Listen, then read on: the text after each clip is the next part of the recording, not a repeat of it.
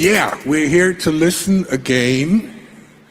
One of the big problems of today is how to communicate without all of those gumshoe people sniffing up behind you, including picking up your metadata from the commercial side of whatever the system is. And this is another try, if I'm rightly informed.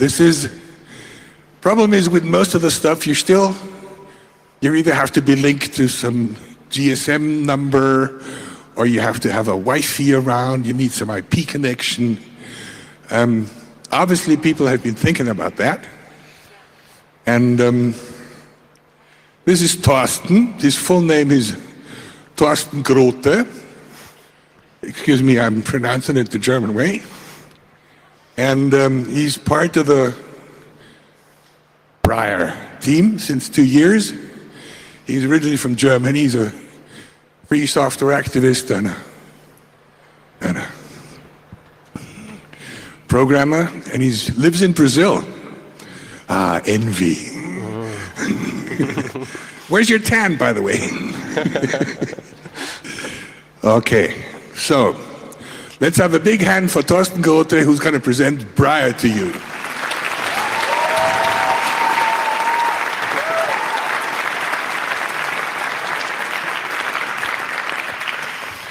Thank you very much, all, for coming here today, for taking time out of your busy Congress schedule. I hope you had a great Congress so far.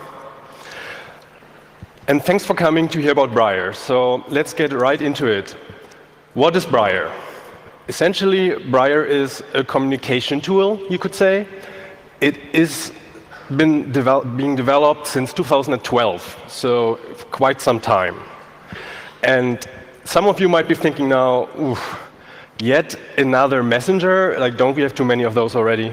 And I totally agree. Like who of you have at least 5 messengers on your phone that you use to connect to people? Yeah, it's crazy. Like, I think it's a third of the audience who has that. So I can only recommend everybody, don't build yet another secure messenger, unless it's substantially different from all the others that we have so far. And to motivate a little bit why we need yet another one, let's look at some of the threats that people who use messengers are facing. Yes, before we got into this, sorry, I forgot this slide. Briar is focused on security and resilience, and I think especially this resilience part is something new, and we're here in the resilience track of the Chaos Communications Congress, so this will be important as well. So now back to the threats we are facing when we use communication over the internet. The classical one is eavesdropping. Like, they read our messages, but we want confidentiality. And eavesdropping has been largely solved by end-to-end encryption. Essentially means at the source of the communication, the message is encrypted, and at the destination, it is decrypted, and nobody in between, not even any servers on the way, can read the content. And that's great, and there have been some awesome advances in the last year that made end-to-end encryption usable for everybody. So you don't see any keys anymore, you don't need to sign anything, it just works, it gets out of your way, and this is the way it should be. The only problem with end-to-end encryption is that it still needs more adoption. And I'm especially looking at you, Allo, Facebook Messenger, and Telegram, where end-to-end encryption is available but not activated by default. And that's something that I hope will change in the future as well. Next problem, metadata. You're here at the Congress, you probably know all about it, so I will be brief. Metadata is data that is not the content itself, but everything else, like the time of your communication, who you are communicating with, and how much. And that is almost all that your adversaries need to know about you, because it tells a lot, and you can deduce a lot of information from it. And this problem has been largely ignored, unfortunately. There is just a few projects to try to address that, but it's a very important one. And if you don't believe me that it's important, maybe you will believe this guy. Yeah. First of all, David's description of We have no audio. metadata, quoting a mutual friend to. Let me go back. Yeah. First of all, David's description of what you can do with metadata, quoting a mutual friend, Stuart Baker, is absolutely correct. Okay? We kill people based on metadata.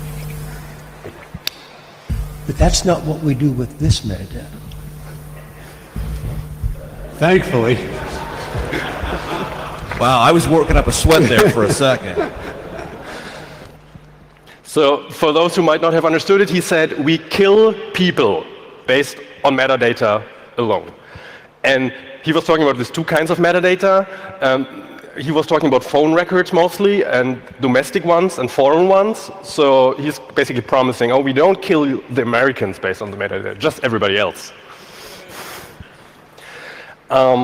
So these phone records, especially when it comes to messengers, are a nice selector, and they are all centrally stored, and your entire address book is uploaded to people's servers. And then the servers know all of the metadata that's going on. And it's a juicy target for an attack. Like if you compromise this kind of infrastructure, you have all the metadata of all the people communicating through the servers. But also timing attacks are quite easy.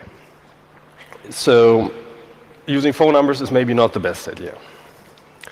But apart from eavesdropping and metadata, there is also censorship and service blocking.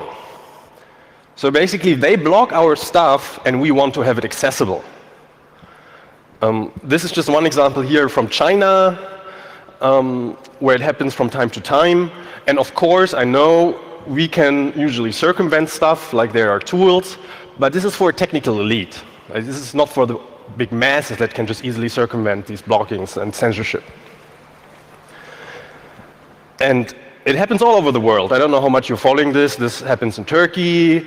In Brazil, the courts are very happy to block WhatsApp once in a while, even though it's used by almost everybody for lots of important things. And that sucks. Like, that shouldn't be possible, right? This is even worse. Like, even in industrial countries like Germany or the United States, politicians are seriously discussing to turn off the internet completely. And this is really bad. Like they turn off, they pull the plug, and we lose all access.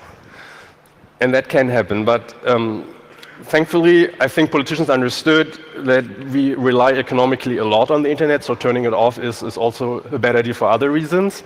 But in many countries, like Cameroon, for example, where they have this Bring Back Our Internet campaign, it's still a suppression instrument by the governments, because the reliance on internet is still relatively small, so people don't start a revolution, then the internet goes down.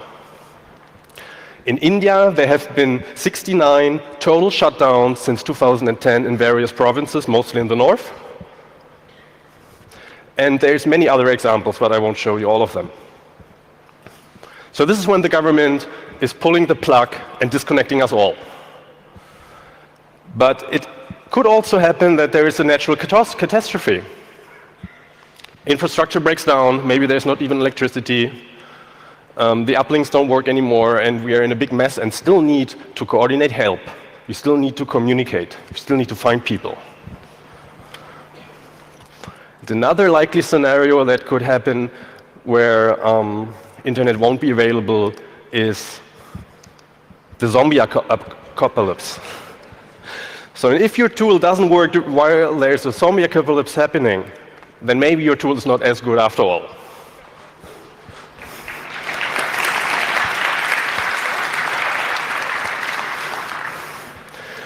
So now let's look a little bit more detailed into Briar and how Briar is attempting to address these issues.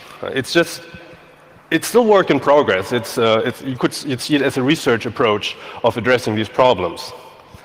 And the main difference is that Briar is not using a server to relay all people's communication. Now, this is how all of these messengers you have on your phone work. There is a central server infrastructure, and whenever you send a message, it goes through there, and they know who you are and who you talk to. And if you cannot reach the server, you're out of luck, you cannot send anything. So that's why Briar removes the server out of the equation and connects people directly, peer to peer.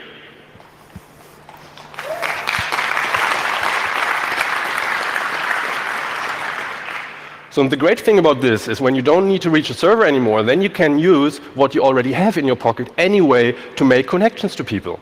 And in our case, with our smartphones today, this is the Bluetooth radio and the Wi-Fi antenna you have in your phone. So people can find each other through Bluetooth. People can find each other in local LANs, in Wi-Fi networks, and then they can directly make connections.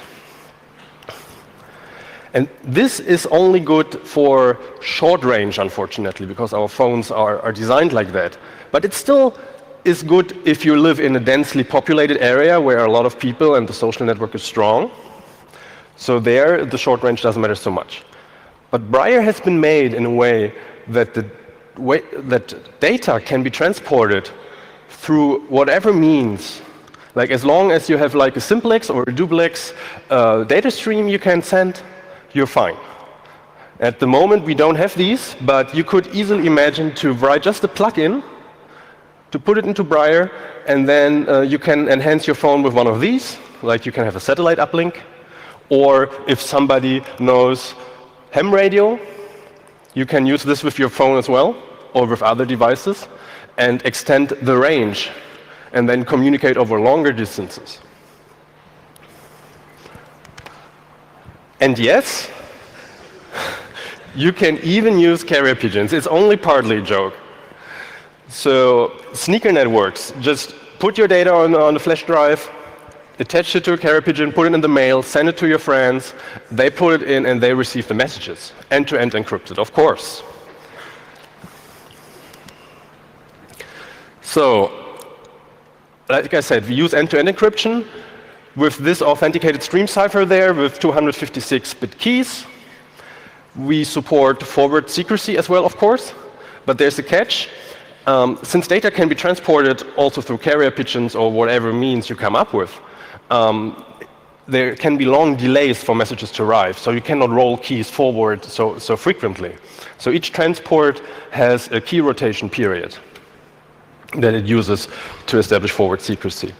And when we have transports that have like a very low latency, we can also use ratcheting, but this is still something we need to implement, unfortunately. So, but when you use this kind of encryption, you somehow need to exchange a shared secret that you use to encrypt your messages. And Briar does this by forcing you to actually meet with the person you want to talk to. And we do this because this is the only way we know of that you can use to prevent man-in-the-middle attacks. Like end-to-end encryption is great, but if you have a man in the middle and you don't know it, like end-to-end encryption doesn't help you. And that's why the other existing messengers like Signal or WhatsApp allow you to verify the safety numbers after adding people. Like Briar puts this first. There is one thing though, because people don't like to meet up or cannot meet up, so we introduced the possibility to allow a trusted peer to introduce two of their contacts to each other, and then they make a direct connection. So they run a Diffie-Hellman key exchange through the person, and only when both accepted the invitation and acknowledged that they deleted the keys to establish forward secrecy, then they start making direct connections to each other and are connected in this peer-to-peer network. So Briar only connects to your direct peers. It does not use a distributed hash table or something like this. This is because we want to be able to run this on our mobile phones, and everybody's concerned about battery usage. And a distributed hash table is basically like a big chatter going on. Everybody's talking all the time with everybody. And this is burning your battery because you're sending data, even when you're not using it. So that's why we connect only to direct peers.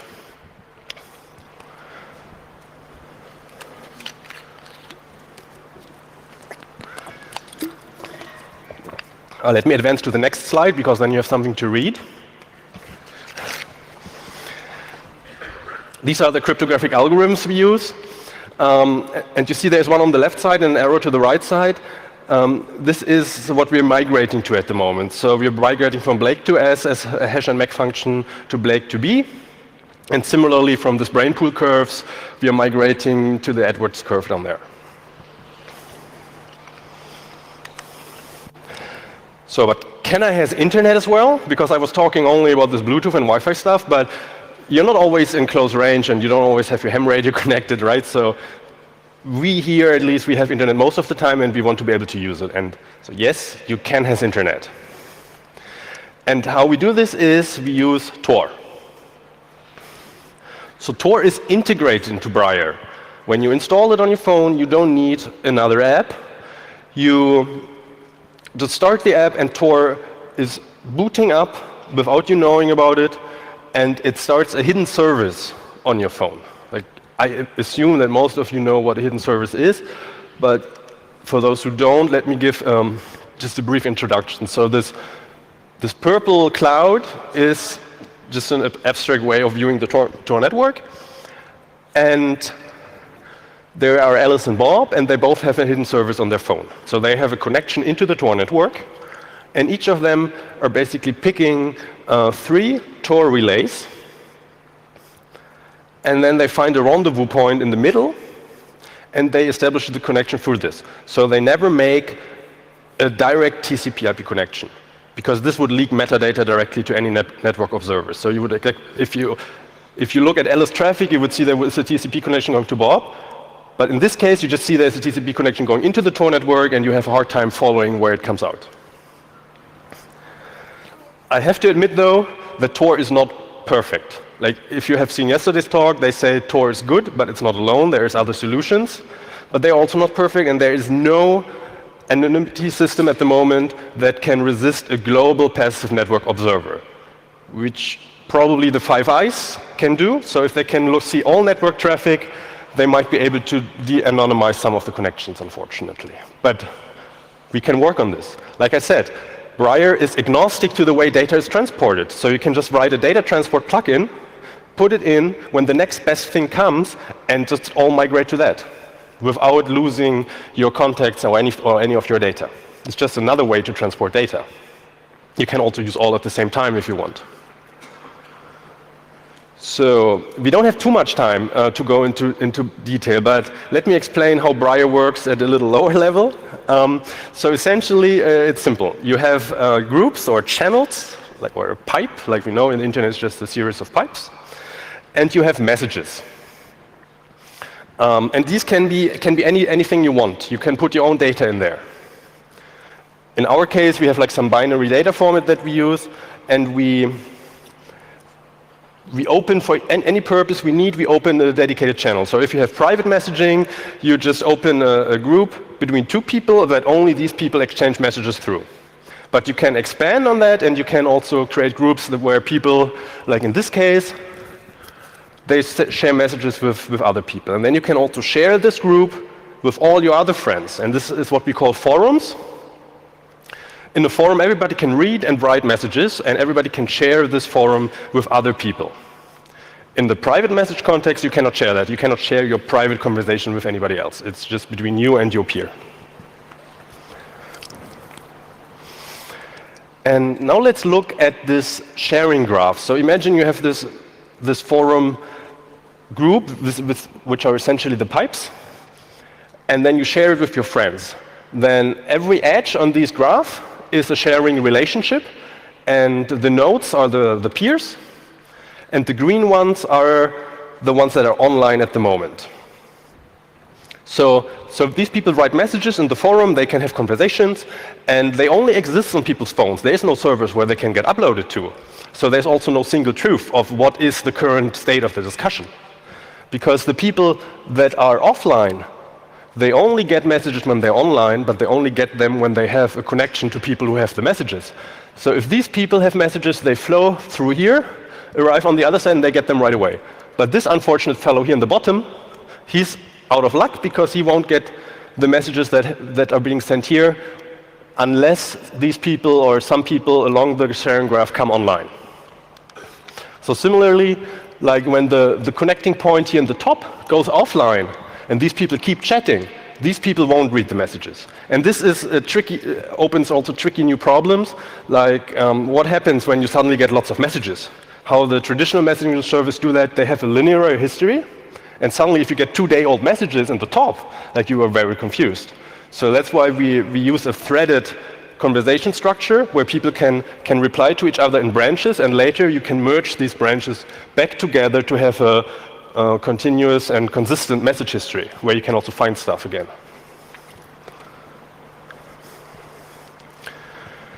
So this is a very simplified view of the architecture of Briar.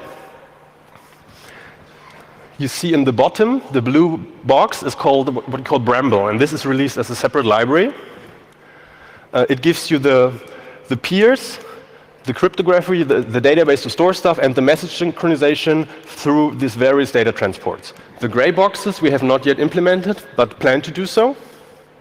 So here LAN, Bluetooth, Tor, maybe later I2P and Wi-Fi Direct. And then on top of this Bramble library, we have the Briar core library, which gives you all the features that are just built on top. Like the message, we have messaging, forums, blogs, groups, and an RSS import into the blogs. This is like also for censorship circumvention, when you have friends on Briar that share RSS feed content with you, because you cannot access it wherever you live, maybe, like BBC News in China or something. And then on the top, we have the actual applications that make use of the libraries. So at the moment, we have an Android app, and we plan to have a desktop program. And we structure this way in libraries, so you can build your own peer-to-peer things with this technology without starting from scratch. So please go and decentralize all the things.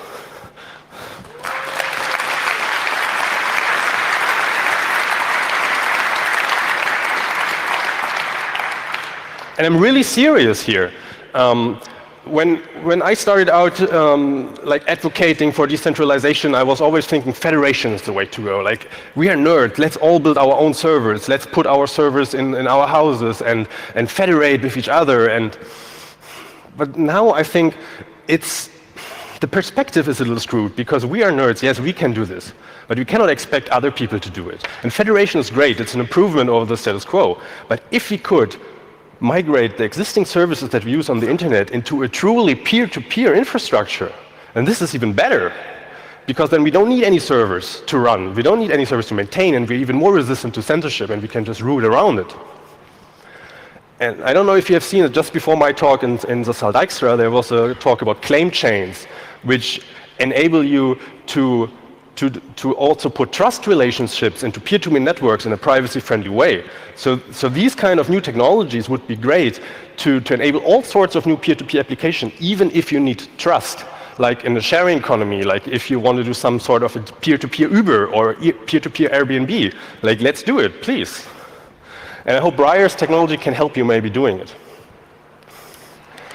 So we have at the moment an Android application that you can get on Google Play, or better, F-Droid, right away, and test it out, play it with it here on Congress.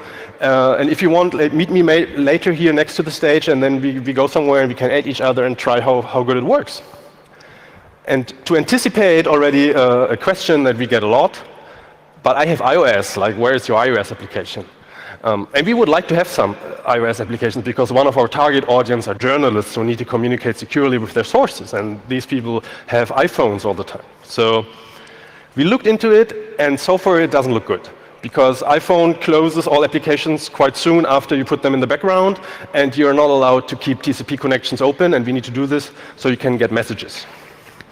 So if you're an iOS developer and you have some ideas how we can get around this, please get in touch.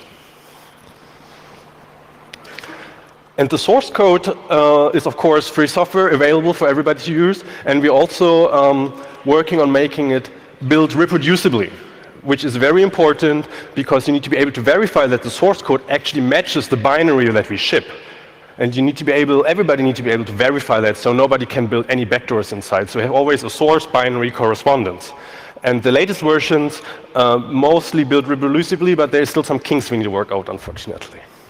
So I'm at the end of my presentation. Thank you very much for your attention, and I hope you have some questions.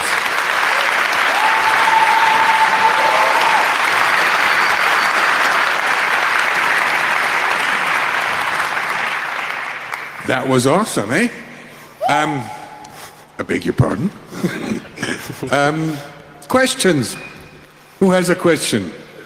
There's mics left and right. Internet? Signal Angels? Yep, Signal Angel has a message from the question from the internet. Yeah. Go ahead. Yeah, the internet wants to know how it's different from RetroShare, and does it have additional features or some advantage in the protocol? Well, I'm not a RetroShare expert, so I can't tell, take this with a grain of salt. But as far as I know, RetroShare uses a DHT infrastructure, so it is relaying messages between peers all the time, which would burn the battery if used on mobile quite a lot. And it basically does everything, but it doesn't care, as far as I know, so much about the metadata being leaked. And also, as far as I know, you cannot use RetroShare with other kinds of data transports easily, like we do. Thank you. One sentence with a question mark at the end of it. Yeah, I would like to see to know what are actually the difference with the Ring project. I've heard about the Ring project, which is also a kind of decentralized messaging services. Actually, I followed a couple of conferences from this project, and I saw that a lot of features were missing because of the structure of it. Decentralized, you don't have the history, you cannot have several devices that are synchronized together for your own account, and this kind of thing. So what is your point of view on those kind of features? Well, I also don't know the RIM project, but it's great to know that there is more of these things happening. And I don't say, use Briar and this is the only truth. Let's build whatever works, right? And your point about multiple devices is indeed something also we have not solved, because if you are in a peer-to-peer network and you have two devices, you need to consider the case where you go online with one device, you make one action in the application, and then you go online in the other device before it is able to sync this information, and you make a conflicting action, like leaving a group and posting a message. So it looks like you left, but you're still posting something. And how to resolve this? We haven't solved it yet. Okay, thank you. We have 4 more minutes. Question, one sentence, question mark. You mentioned iOS. What are other ways that people can help Briar? Well, there is lots of ways that people can help Briar, because there's lots of work to be done. One thing that would be nice would be to have a desktop client. And essentially, we just need the UI on top of the libraries that we already have. So this is something where people can get started easily. But we also have, of course, a bug tracker and a feature tracker where people can just say, hey, I want to implement this, and then we help you. Signal Angel, no? Yes. Go ahead. Okay, the internet wants to know what happens if an attacker gets hold of the device. Is there some kind of deniability or something? Well, deniability is not one of our design goals. However, it's an Android application, and most people on Android, they don't have a full disk encryption or anything like that. So what we do to improve the situation is to encrypt all data that Briar stores in its own database with a password key duration function based on the password. So whenever you go online, you need first to enter your password to decrypt the database. And then there's also a panic button feature. Like when you have a panic button app, you can, and you're like, I don't know, the police is coming to arrest you, and you press the panic button, then you can have Briar deleting the database or just locking out, so that the data at rest is at least secure.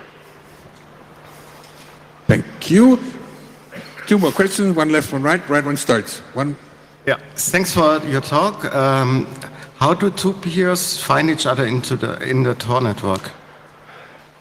This is where hidden services help us, because the Tor hidden service has a unique address, which is essentially its public key, and there is directory service in the Tor network. When you come online, you get listed there, and this is how they find you. So you don't need to use any firewall punching, any net traversal stuff. You just go into Tor network and you say, I want to connect to this hidden service, and if they're online, they will respond, and if not, not. Thank you. Last question from my left here. So you use Bluetooth currently to connect, but recently there was discovered some important vulnerabilities regarding Bluetooth, which makes not advisable to use Bluetooth at all in Androids. So how do you handle that? Yeah, that's unfortunate. And Bluetooth is not only has lots of security problems, but it's also very flaky and difficult to work with. So our response to that was to be more conservative on how long Bluetooth needs to be enabled. So we try to reduce the time.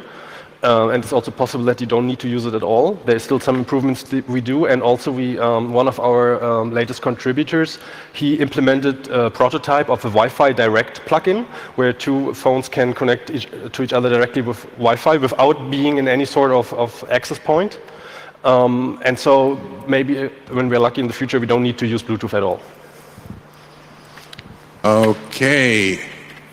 Let's have a big final Whoa. There's still 7 No, and 6, I have to cut off. I have to cut off. out. I'm sorry. The next talk is going to be Max Schrems. It's going to be packed like hell, and we got to get the people in and out first. So I have to cut off here. I'm awfully sorry.